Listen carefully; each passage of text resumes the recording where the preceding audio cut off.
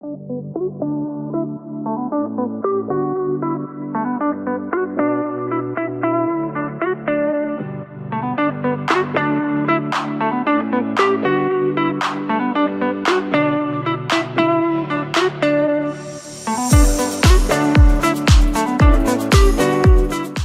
parece si cerramos nuestros ojos y oramos? Vamos a pedirle al Señor que prepare nuestro corazón para escucharlo.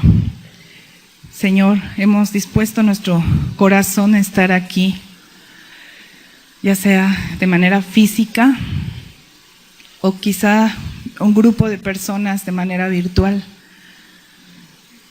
Pero hay en nuestro corazón una necesidad, un deseo de escucharte, de alabarte, de poder expresar con nuestra boca lo mucho que te amamos, por lo que tú nos has amado a nosotros. Tú eres nuestro Dios, incomparable, incomparable. Hace un momento cantábamos, incomparable. Y queremos escucharte, queremos entenderte. Permíteme ser una persona que tenga facilidad en mi boca para hablar con claridad la palabra y que sea entendible para todos los que estamos oyendo, Señor. En el nombre de Jesús. Amén. Amén.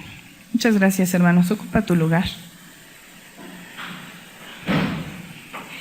El día de hoy quiero compartir con ustedes o abrir este tema que se llama una reunión excepcional. Quiero continuar un tema que la última vez que participé, igual compartiendo la palabra, inicié. Fue en su momento una invitación para que pudiéramos considerar, comenzar a movilizarnos como iglesia local, Betel, a la posibilidad de comenzar a abrir nuestras casas, abrir nuestros hogares, para que la palabra de Dios pueda ser expuesta a aquellas personas que quizá nunca han escuchado la Escritura, o a aquellas personas que quizás sí conocieron a Cristo alguna vez, pero después se alejaron. En su momento fue una invitación que dejé como tentativa. Hoy quiero retomarla. Dios ha puesto en mi corazón que lo haga, y por eso es que estos temas, el día de hoy, Dios mediante mañana, se titulan Una reunión excepcional. Yo quiero que tú puedas pensar un poquito cuáles son las causas por las que generalmente nos reunimos en familia o con amigos. Quiero que lo pienses. ¿Ya tienes una idea? ¿Cuáles son las razones por las que tú llegas a reunir gente en tu casa? Creo yo que la mayoría de las ideas que vinieron a tu mente fue celebraciones, ¿no? Por cumpleaños, aniversarios, quizás porque quiero ver amigos que hace mucho tiempo que no veía, a lo mejor ya reuniones más amplias y quizás ni siquiera en casa, sino en otros lugares rentados, pues por bodas, ¿no? Hay muchas razones, pero la mayoría de ellas son celebraciones. Y hace 8 días Jonis nos compartía, fue exactamente hace 8 días, fue en martes, cuando nos compartías las 3 parábolas que está en Lucas, ¿no? ¿O fue en miércoles? Fue en martes, ¿verdad? Que está en Lucas 15. Entonces, Jonis abordaba esta parte importante de las pérdidas, ¿no? Que mencionan estas 3 parábolas. Pero si tú observas y observaste y lo lees, seguro lo has leído, las 3 parábolas terminan en una reunión de regocijo. Las 3, ¿verdad? Cuando el pastor encuentra la oveja perdida, invita a sus amigos y a sus familiares y les dice: regocíjense conmigo porque esta oveja ya la encontré. La mujer que ahí mismo en su casa, decía Jonis, ¿verdad? Esa mujer perdió ahí mismo en casa su moneda, pero era importante. Entonces, cuando la encuentra, dice la Escritura que reunió a sus amigas y a sus familiares para hacer una fiesta. ¿Y qué decir de la fiesta que hace el padre del hijo pródigo? ¿Verdad? Que es sonadísima, al punto de que el otro hijo, pues, se asombra. Bueno, ¿y cómo? ¿Por qué haces una fiesta así? no era muy común. Así que las celebraciones son motivos muy comunes para reunirnos, aunque la Escritura también nos aconseja que en tiempo de adversidad, principalmente en tiempo de pérdida o en muerte, también nos reunamos. En Eclesiastés menciona ese consejo y dice que es mejor ir a casa de luto que a casa de fiesta, porque aquí en casa de luto vas a meditar en tu propia vida, dice Eclesiastés. Así que realmente creo que es muy difícil que nos reunamos para luto, ¿no? Es difícil. Creo yo que es más fácil que nos reunamos para fiestas, para celebraciones. Pero ¿qué te parece mi propuesta de hoy? Hacer una reunión para salvación, para propiciar salvación. Dicen los científicos que las reuniones generan muchos beneficios. Y ahora que venimos de tanto tiempo de que no nos habíamos reunido, ¿verdad? Y que todavía como que mantenemos ciertas distancias. Pero mira, te voy a platicar.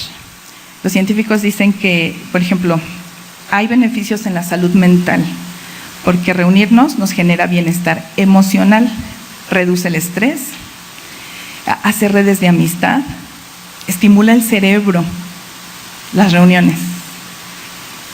También dice que hay una construcción de identidad, ya sabes, hay un sentido de pertenencia en la gente que se reúne, y de pronto empiezas a sentir cercanía a las personas con las que convives.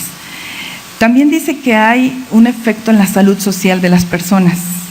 ¿Qué tal, por ejemplo, cuando comienza a haber un aprendizaje social? Cuando de pronto, porque hay ciertos códigos, ¿verdad? Códigos de ética para comportarse cuando te reúnes, cuando estás con otras personas.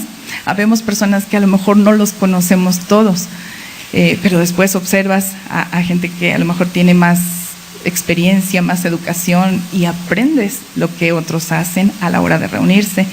Hay también apoyo social en medio de situaciones adversas. Haces red de amigos al punto de que cuando tienes una situación adversa, alguien puede ocuparse o preocuparse por ti. Por cierto, quiero comentar y agradecerles a todas las personas que nos mandaron mensaje a mi esposo y a mí, mensajes de voz, mensajes de texto. Pastor, tu predicación fue puesta en práctica, porque el domingo el pastor nos hablaba de esta importancia de estar unidos, y decía él, ¿por qué no aprovechar la actualidad, ¿no? Donde tenemos tecnología? Y pues ese mismo día que el pastor mencionaba eso, tanto mi esposo como yo recibimos muchos mensajes, pastor. Entonces tienes una iglesia que te pone atención y te obedece. Y les agradezco mucho a las personas que lo hicieron. Y bueno, esto con respecto a lo que es el apoyo social, ¿no? Y también dice, fíjate, esto está interesante, dicen los expertos, hay uno en particular que él es un científico social llamado John Cacioppo. En el 2007, él descubrió que la expresión de los leucocitos, ¿qué son los leucocitos? Tú lo sabes, son esas células que son parte de tu sistema inmunitario, que te ayudan a combatir las infecciones y las enfermedades. Y dice que cuando nos reunimos, esas células, te lo voy a leer tal como dice. Dice que la expresión de los leucocitos responden o son sensibles a nuestra vida social, es decir, mejoran. ¿Qué cosas, no?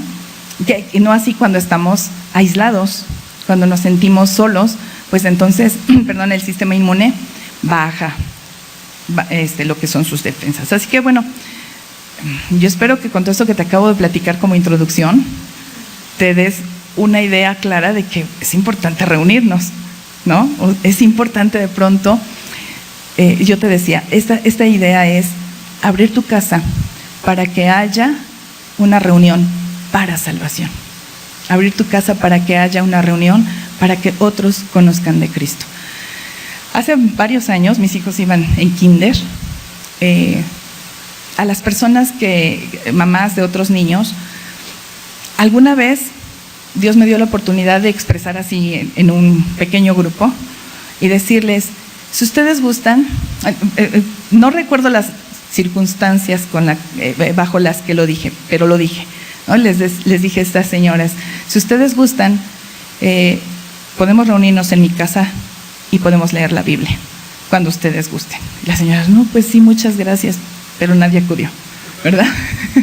Ahí estuve yo esperando todo el ciclo escolar, nadie le gustó la idea, pasó un tiempo, y de un tiempo considerable, y recibo un mensaje de una de estas personas que te estoy mencionando, después de un tiempo, ya mis hijos de hecho ya no estaban en esta escuela, y esta persona pues todavía tenía mi número de contacto, y recibo un mensaje y me dice, señora Erika, buenas tardes.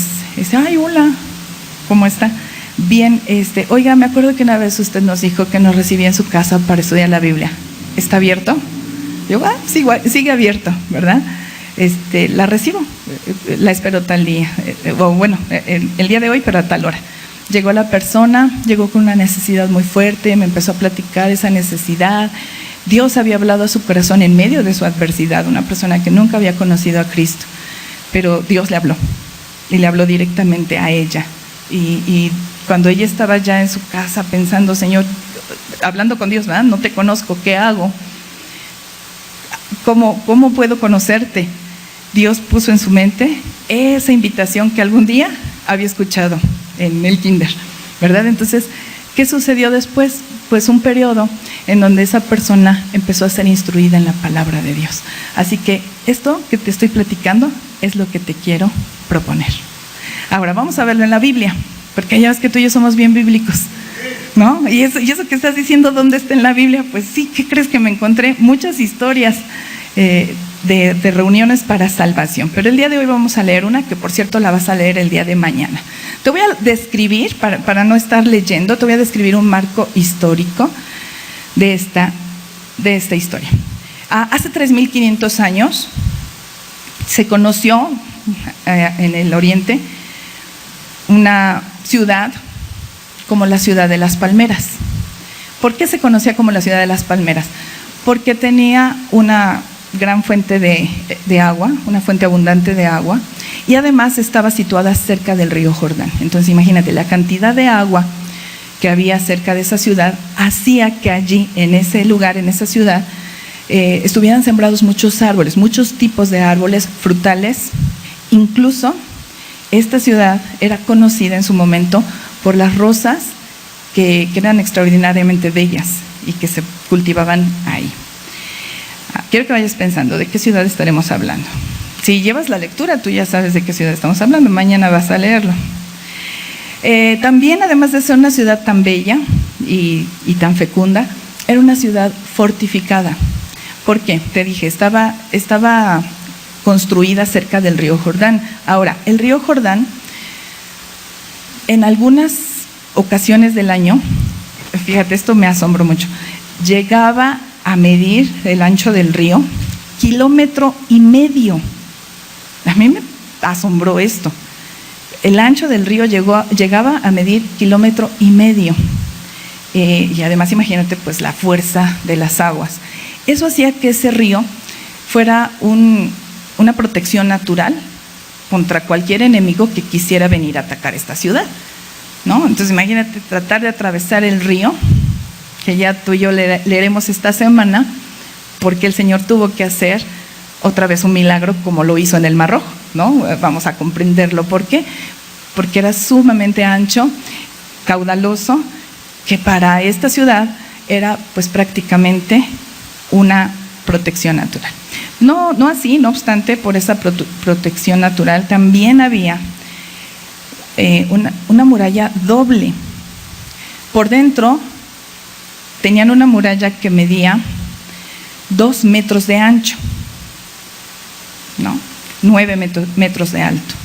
Después de esa muralla, un espacio de aproximadamente 4,5 metros para levantar, o levantaron otra muralla de 4 metros de ancho, igual con 9 metros de alto. ¿Lo puedes imaginar? Todo alrededor de la ciudad.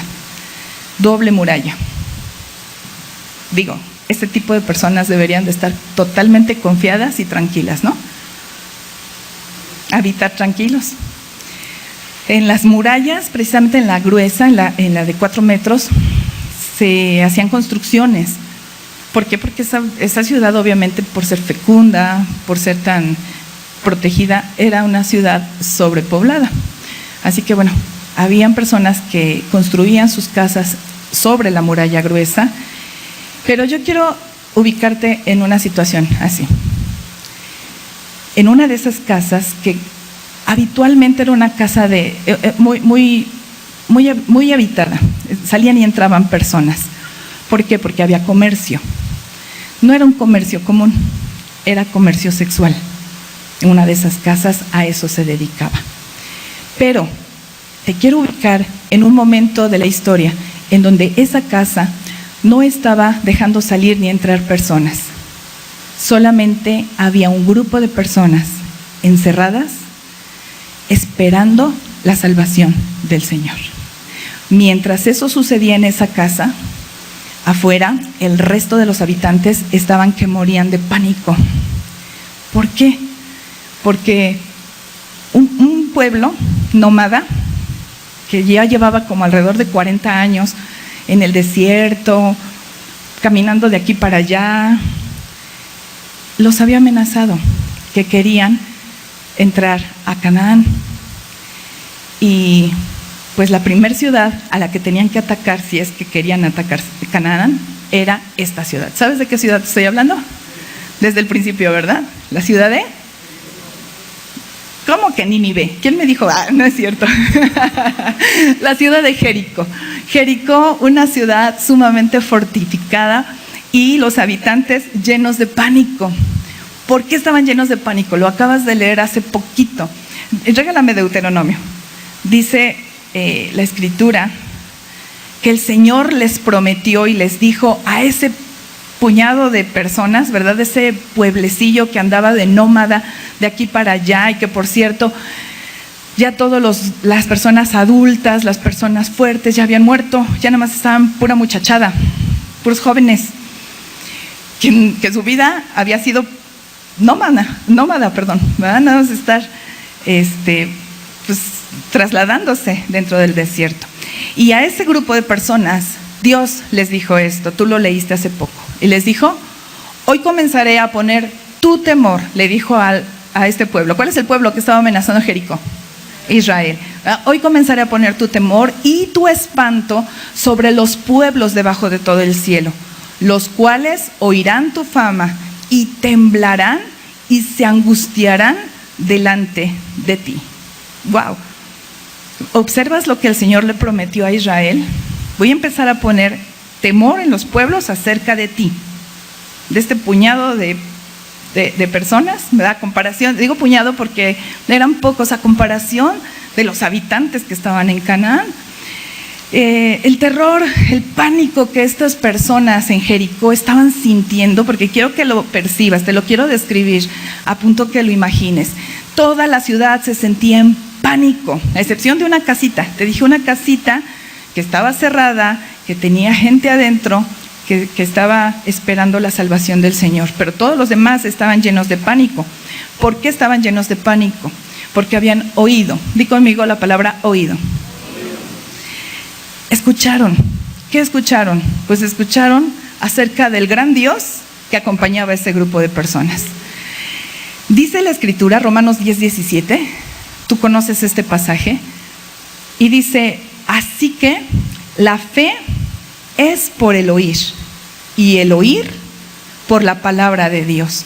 Así que Jericó había oído la palabra de Dios, porque ya leíste en Deuteronomio conmigo que el Señor dijo: yo sembraré espanto en estas ciudades acerca de ti, te tendrán terror.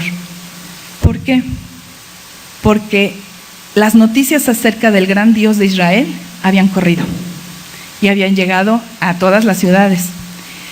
Todos los habitantes de Jericó, mira, ponme mucha atención, habían logrado, según Romanos 10:17, habían logrado fe. Ponme atención, no te duermas porque si no, te me vas a perder. Ponme mucha atención. Todo Jericó había logrado fe en Dios. según lo que dice Romanos 10:17. ¿Por qué? Porque todos habían oído, habían escuchado acerca del Dios poderoso, el Dios grande, que hace milagros. Habían escuchado incluso milagros desde que ellos empezaron a vagar en el desierto. Habían escuchado el milagro de que había abierto Dios el Mar Rojo para que ellos pudieran escapar de Egipto. Y de ahí todos los portentos que hizo Dios a favor de su pueblo. Y vamos a centrarnos específicamente en Jericó, ¿verdad? Porque yo creo que los pueblos, porque así lo dijo en Deuteronomio el Señor, todos los pueblos, pero quiero que te centres en Jericó. Jericó había escuchado acerca del gran Dios del pueblo de Israel. Había entonces creído acerca de lo que había escuchado. Todos los habitantes habían oído la palabra de Dios y por lo tanto se produjo fe. Ellos creyeron que Israel era invencible a causa del Dios que los acompañaba. ¿Cómo sé que lo sabían? Porque lo dijo la dueña de la casa que te estoy mencionando. Mira, léelo conmigo. Josué 2, 9 al 11. Dice, sé que Jehová os ha dado esta tierra. Está hablando Rahab, ¿verdad?, que es la dueña de esa casa, con un par de espías que habían entrado a observar Jericó y llegaron a su casa. Y ella comienza a platicar con ellos y les dice, sé que Jehová os ha dado esta tierra, porque el temor de vosotros ha caído sobre nosotros, y todos los moradores del país ya han desmayado por causa de ustedes, porque hemos oído que Jehová hizo secar las aguas del Mar Rojo delante de vosotros cuando salieron de Egipto, y lo que han hecho a los dos reyes, también habían escuchado esto, lo que han hecho a los dos reyes de los amorreos que estaban al otro lado del Jordán, a Sehón y a Og. Acuérdate, tú has venido haciendo la lectura con nosotros, espero que sí, para que me ayudes a no tener que dar explicaciones de más, ¿no? Tú lo has estado leyendo. Así que antes de que ellos pudieran pasar el río Jordán, de aquel lado del río Jordán, el Señor le dijo a Moisés que atacara a Sehón y a Og. Ahora, tú lo leíste, la escritura dice que nada más Og tenía 60 ciudades fortificadas. O sea, no era el rey de una ciudad, era el rey de una sección de tierra. Y por cierto, amplia. Porque si tú ves todo el mapa que el Señor les dio en conquista, el territorio de Sehón y de Og, al menos es 1/3 del total. Entonces, antes de que Moisés muriera, el Señor ya les había dado en conquista ese territorio. Y nada más de uno de esos reyes habían 60 ciudades fortificadas, sin contar las aldeas que no tenían muros. Y el Señor se los había dado en un momento. Así de poderoso. Ahora, acuérdate, tú estás de este lado, ubícate, eres parte de esta historia en Jericó, estás del otro lado del río y te estás enterando que ese pueblo ya devastó a Og. Por cierto, también a Sehón y a todos los que se habían aliado con él. Y ya tienen conquistada toda la parte de aquel lado del Jordán y vienen para acá. Así que eso es lo que ella le comenta a los espías. Dice, seguimos leyendo, dice, oyendo esto, ha desmayado nuestro corazón. ¿Cómo estaba el corazón de los de Jericó? ¿Cuál sería el gentilicio? ¿Jericonianos? No sé. Ok. ¿Cómo estaba el corazón? Desmayado, ¿verdad? Oyendo esto, ha desmayado nuestro corazón. ¿Me ha quedado más aliento en hombre alguno? Ningún hombre, ningún guerrero, ninguna persona no ha quedado aliento por causa de ustedes. Porque Jehová su Dios, fue por esto, ¿verdad? A ellos les quedó claro, Jehová su Dios es Dios. Arriba en los cielos y abajo en la tierra. No es como nuestro Dios. El Dios de Jericó era el Dios Luna, ¿verdad? Entonces por eso es que ella menciona y dice, Jehová su Dios, ¿qué crees? No solamente es Dios del cielo, también está en la tierra, está presente y está con ustedes. Y eso es lo que ellos habían oído. Así que, ¿qué había producido en ellos? Fe. ¿Habían creído? Sí, sí lo habían creído. No dijeron, son leyendas urbanas. No dijeron eso, ¿verdad? Dijeron, no, oye, vienen para acá, y empezaron a sufrir a causa de eso. Pero mira, dice la Escritura, Santiago capítulo 2, tú dices tener fe porque crees que hay un solo Dios, como todos los de Jericó. Bien hecho. Mira, pon atención, aún los demonios lo creen. ¿Qué creen? Que hay un solo Dios, ¿verdad? Y además que es el Dios del cielo y de la tierra y que es poderoso. Es que yo creo eso, hermano. No, pues qué bien, dice ahí, bien hecho. ¿Qué crees? Los de Jericó también lo creían. ¿Qué crees? Los demonios también lo creen, ¿verdad? Y no nada más lo creen, reaccionan ante ello. ¿Qué hacen? Tiemblan aterrorizados, como los de Jericó estaban, ¿te acuerdas? Pero sigue diciendo Santiago, ¡qué tontería! ¿Acaso no te das cuenta, pon atención a esto, de que la fe sin buenas acciones es infructuosa, es inútil? El apóstol Santiago nos hace notar algo importante, hermanos, y esto es algo que abras o no tu casa, participes o no en lo que yo te vengo a compartir. Esta es la esencia que Dios me decía que tenemos que aprender. Y déjame decirte que a mi esposo y a mí en estos días el Señor nos metió a tener que comprobar lo que Él había hablado ya con mucha anticipación a mi corazón. El Señor me mostró que en Santiago nos habla de dos tipos de fe. Las dos son fe. Observa que las dos son fe. Pero una es estéril, la otra tiene fruto. ¿Cuál es la estéril? La fe que solo oye pasivamente, que solo es expectante, que solo se entera y tiembla, ¿verdad? Ante eso. ¡Wow! Pero nada más. Y hay otra fe, que es la fe puesta en acción. La fe que trabaja, la fe que lleva a actuar, a hacer algo a causa de lo que crees. Y esa fue la diferencia que hubo entre todos los pobladores de Jericó y una prostituta o ramera, dice la Escritura, que tenía su casita de 4 por no sé cuántos más metros, una casita chiquita ahí arriba del muro en Jericó, pero ella también escuchó, y dice la Escritura que además de que escuchó, accionó.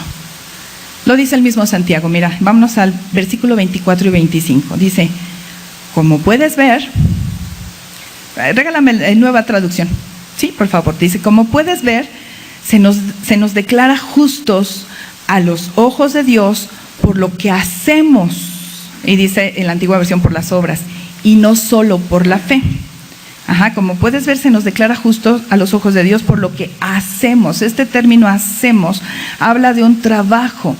Mira, ponme atención, dice que es la materialización de un deseo intenso.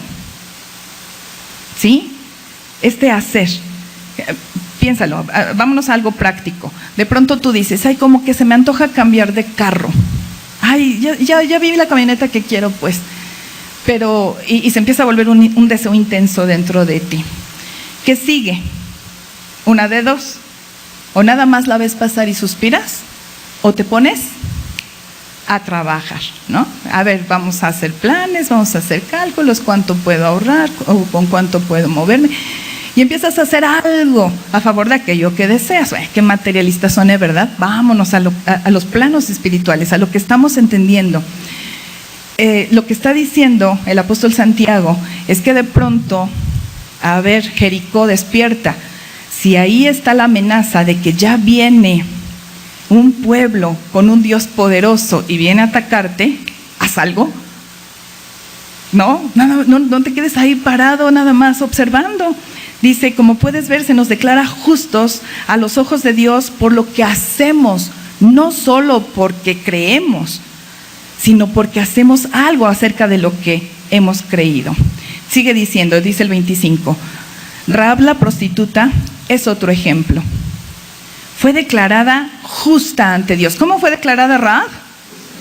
Y que cuando tú lees, ella está descrita en Josué, Está descrita en Santiago y está descrita en Hebreos. Y siempre la van a mencionar como Rahab, la ramera. Rahab, la prostituta. Y quizás como muchas veces a ti te sucede que la gente que te conoce, pues ya te conoce como el puercas, ¿no? Qué sé yo cómo te conozcan de años. Ya tienes un apodo encima. Y a lo mejor has cambiado, ha habido una evolución en ti. Y así le pasó a Rahab, porque dice la Escritura, con claridad declara en Santiago, que el Señor alcanzó esa vida. Ella no solo salvó su vida física, según lo que dice Santiago, fue declarada justa ante los ojos de Dios. Es decir, alcanzó su salvación espiritual, según lo que estamos leyendo. ¿Por qué? Lo dice aquí. Dice, Rahab la prostituta es otro ejemplo. Fue declarada justa ante los ojos de Dios por sus acciones. ¿Por qué razón? Acciones. Es el mismo vocablo, en el original, ergon, que habla de trabajo. Te acabo de decir que es la materialización de un deseo intenso. Así que de pronto, cuando ella escuchó, es que Dios, el Dios que viene con los israelitas, es Dios no solo del cielo, también es de la tierra, porque hace muchos portentos y maravillas, en ella se empezó a gestar un deseo intenso. En ella se empezó a gestar una necesidad de algo. En el resto de los habitantes de Jericó se empezó a gestar miedo, ¿verdad? Pavor, pánico. No, ¿cómo crees? Las circunstancias no tienen que ser así. Pero en ella se empezó a gestar algo diferente, una ambición acerca de Dios. Y entonces, cuando ella acciona, cuando ella realiza algo, esa acción delante de Dios es fe fructífera, fe que trae resultados. Dice, cuando ella escondió a los mensajeros y los ayudó a regresar sin riesgo alguno por otro camino, fue que ella puso en acción su fe. Así que, ¿cuál es la diferencia entre Rahab y el resto de sus vecinos? ¿Cuál fue la diferencia? Fe que acciona. Esa es la diferencia. ¿Tuvieron fe los demás? Sí. Sí, por supuesto. Escucharon y creyeron. Pero el resto de la población no hizo nada. Por lo tanto, la Escritura, el Espíritu de Dios, al inspirar al escritor de Hebreos, le llama al resto de la población desobedientes. Mira, léelo conmigo, Hebreos 11:31. Dice, por la fe, Rahab la ramera no pereció juntamente con los desobedientes. ¿Con quiénes? Con los desobedientes, habiendo recibido a los espías en paz. ¿Te das cuenta? En Hebreos también se destaca su acción. ¿Qué fue lo que hizo ella? Recibió a los espías. De hecho, Santiago dice que recibió a los espías, fue una acción, y los dejó ir en paz por otro camino, fue la segunda acción. Aquí en Hebreos nada más nos menciona que los recibió en paz. Pero mira, este término desobedientes, literal, que se niega a ser persuadido por el Señor. Wow. Es decir, el resto de la gente en Jericó escuchó, aceptó lo que estaba escuchando, ¿verdad? Pudo afirmar, wow, esto que están diciendo suena increíble. Lo creyó, ¿verdad? Es real, tembló ante ello, pero no se persuadió. Es decir, la fe no encontró cavidad completa en sus corazones, en el resto del pueblo. Desobedientes es un sinónimo de incrédulos, rebeldes, desleales. Son aquellos o que rechazan negar la creencia, rechazan o niegan la creencia que se está presentando ante ellos, o rehúsan creerla. ¿Quiénes son los desobedientes? Uno, los que rechazan o niegan los hechos, ¿verdad? Aquí están los hechos. Mira, Dios está abriendo el Mar Rojo. Bueno, tendríamos que ver científicamente porque lo rechaza, niega la evidencia. O el que rehúsa creer, y escucha esto, y obedecer. El que dice, es que no estoy convencido. Wow. Ellos debieron haber hecho algo. Los habitantes de Jericó veían venir la destrucción a su ciudad. No hicieron nada. ¿Qué pudieron haber hecho? Bueno, vámonos rapidísimo a otra historia. Es otra historia, no la vamos a analizar, solo vamos a tomarla de ejemplo. Jonás capítulo 3, versículos 4 y 5. Dice, y comenzó Jonás a entrar por la ciudad camino de un día. Estamos hablando de otra ciudad, en otra época, ¿de acuerdo? Es otra historia. Comenzó Jonás a entrar por la ciudad camino de un día y predicaba diciendo: de aquí a 40 días Nínive será como Jericó. Sabía que iba a ser pronto destruida. Dice el 5. Y los hombres de Nínive, es decir, los habitantes de Nínive, ¿qué hicieron? Como los demás, como los de Jericó, ¿cierto? Con la diferencia de que estos proclamaron ayuno, se vistieron de cilicio, desde el mayor, es decir, desde el rey, hasta la persona más humilde en ese país, sí, en esa ciudad, proclamaron ayuno. Consecuencia, versículo 10. Regálame el 10. Dice: y vio Dios lo que hicieron. Si no te lo di, ¿verdad? Ese no te lo di. Y vio Dios lo que hicieron, que se convirtieron, ahí está. ¿Qué hicieron? Se convirtieron de su mal camino. ¿Lo expresaron? Sí, lo expresaron a través de cilicio, lo expresaron a través de ayuno. Y además, si tú lees bien la historia completa, dice que el rey proclamó y dijo que oraran, que clamaran delante de Dios. En sí no era, escucha esto, quiero que quede claro, la acción que justifica no es en sí el hacerlo. O sea, no es la parte de, bueno, ya me puse cilicio, pues, sino que va acompañada con esa persuasión interna de saber que vas a poder mover el corazón de Dios. Era lo que buscaban los ninivitas y lo lograron. Dice: vio Dios lo que hicieron. Vio lo que hicieron, el mismo vocablo, ergón. Lo que trabajaron, lo que llevaron a cabo. Y dice ahí que eso que hicieron reflejaba que se convirtieron de su mal camino. Y se arrepintió Dios del mal que había dicho que les haría y no lo hizo, no al menos en esa generación arrepentida. ¿Te das cuenta? Nos regresamos a nuestra historia. Así que regresamos a Hebreos 11:31. ¿Qué hizo Rahab? Dice que habiendo recibido, dice Hebreos 31, habiendo recibido, recibido, del griego dexomai, dice que es recibir con una disposición receptiva y de manera acogedora. Lo dice así el diccionario bíblico. Dice: se usa para referirse a las personas que le dan la bienvenida a Dios y a su mensaje.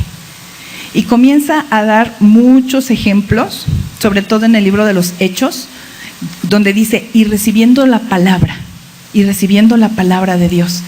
Grupos de personas a las que se les anunciaba el evangelio y la gente estaba receptiva y creían y abrazaban el evangelio y lo seguían, ¿verdad? Y lo obedecían. Así que es el mismo término que dice que Rahab recibió. Lo ves ahí, dice habiendo recibido. Es el mismo término que nos hace entender que Rahab no solamente recibió personas, recibió un mensaje.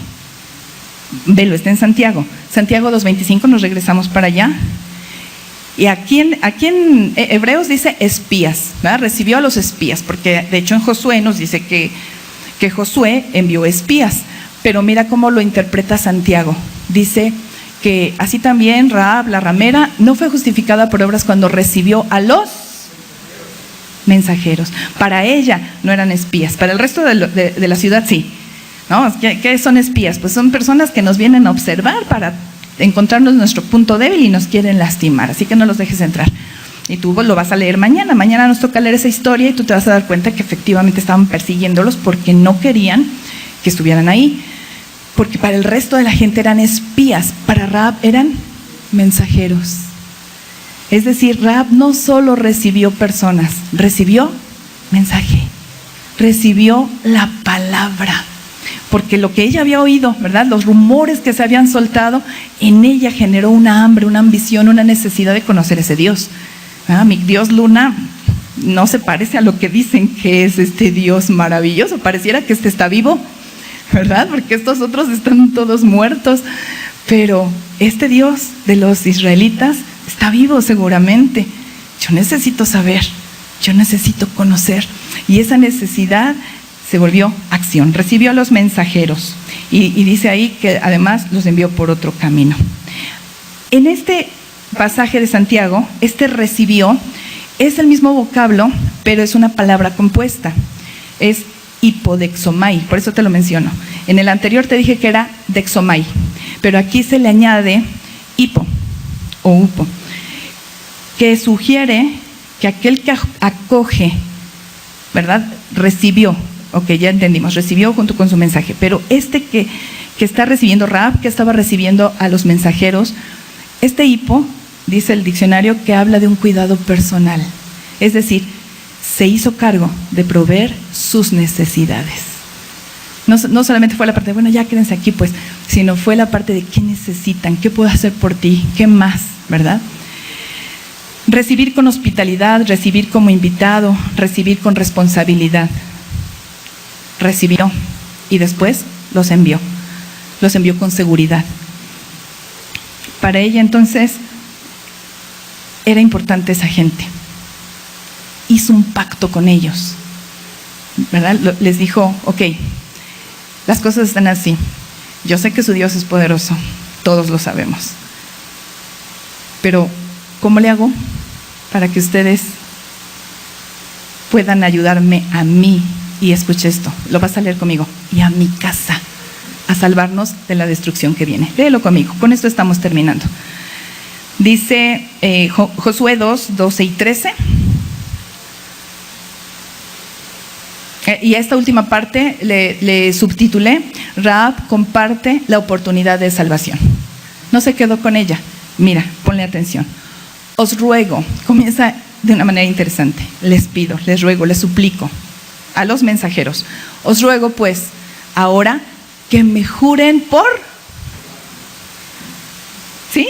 Júrenme por su propio Dios, ese Dios poderoso, que los hace tan poderosos a ustedes. Júrenme que como he hecho misericordia con ustedes, porque tú lo leerás mañana, ella no los entrega, ¿verdad? Ella, ya lo leímos, los recibe en casa, les provee sus necesidades. Y así como yo he hecho misericordia con ustedes, júrenme por el Señor que así ustedes harán misericordia con... Pon atención a eso, la casa de mi Padre, de la cual me darán una señal segura.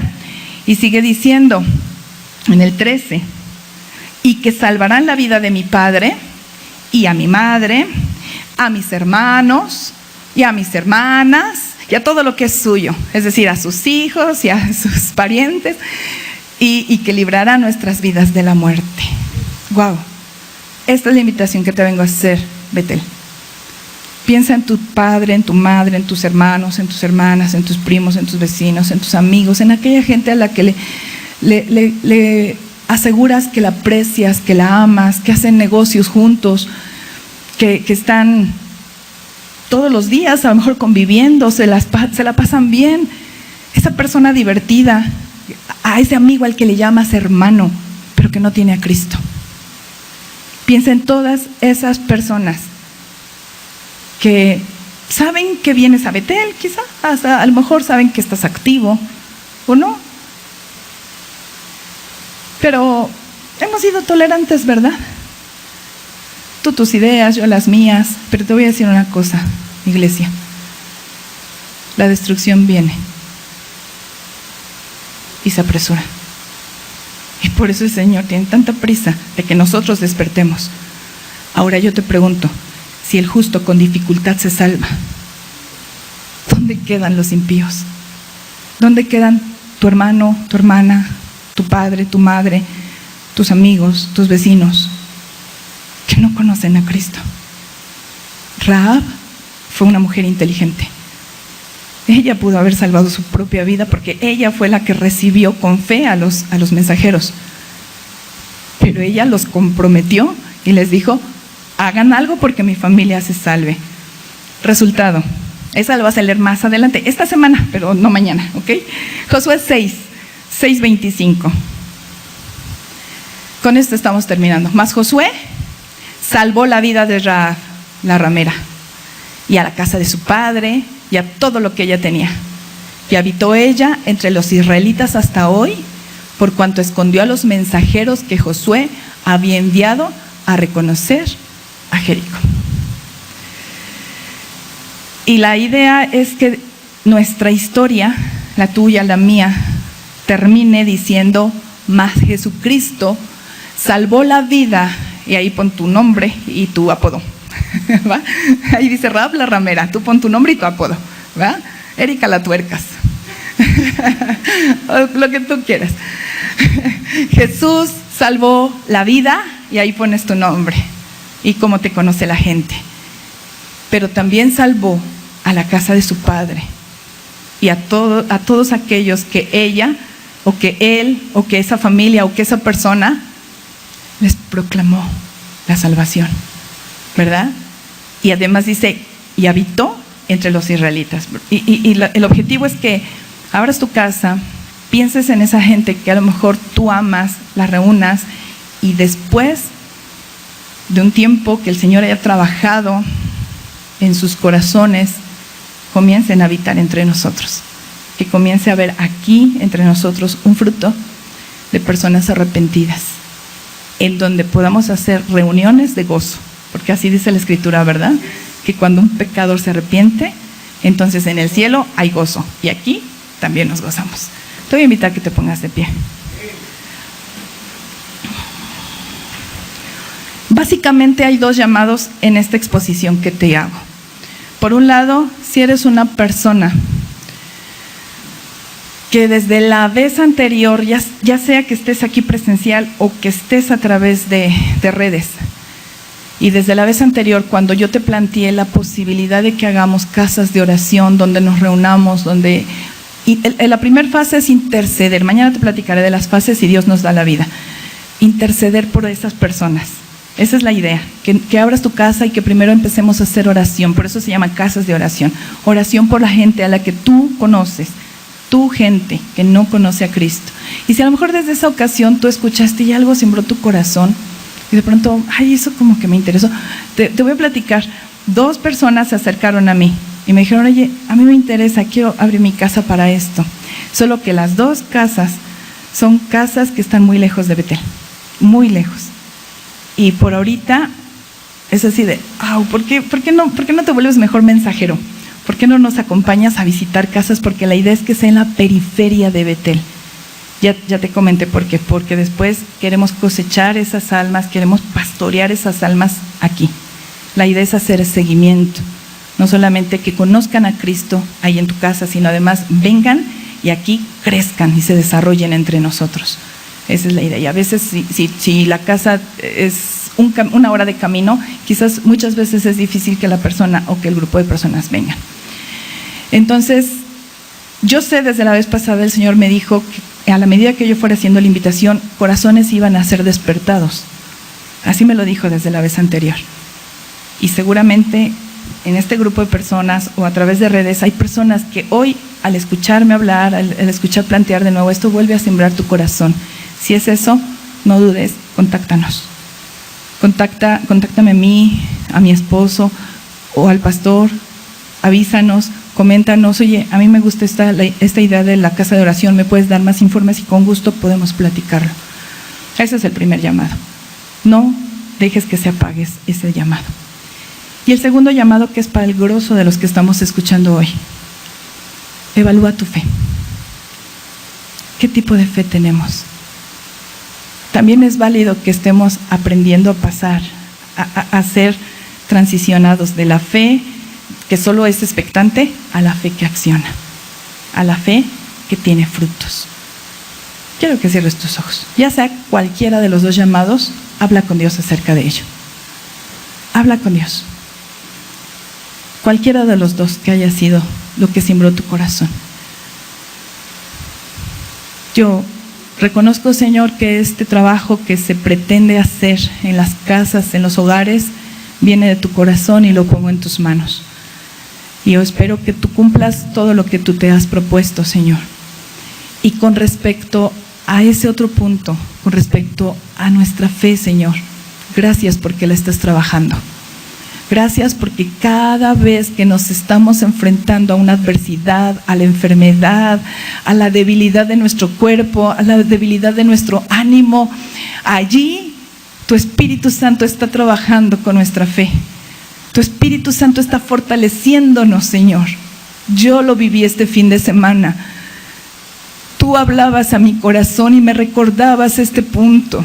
Porque allí, Señor, cuando nuestra mente se nubla, porque nos sentimos amenazados, porque nos sentimos con angustia, porque las circunstancias se están empeorando, se están haciendo difíciles, allí es cuando tu Espíritu Santo nos recuerda que tenemos un Dios grande, el único Dios vivo, el Dios que no solamente es Dios en el cielo, sino también lo es en la tierra, y que está cercano y que escuchas, porque tus ojos están puestos en los justos de la tierra y tus oídos están atentos al clamor de ellos, Señor, porque ¿a quién podemos acudir?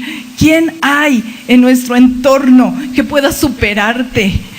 ¿Quién de nosotros podría ayudar a su hermano?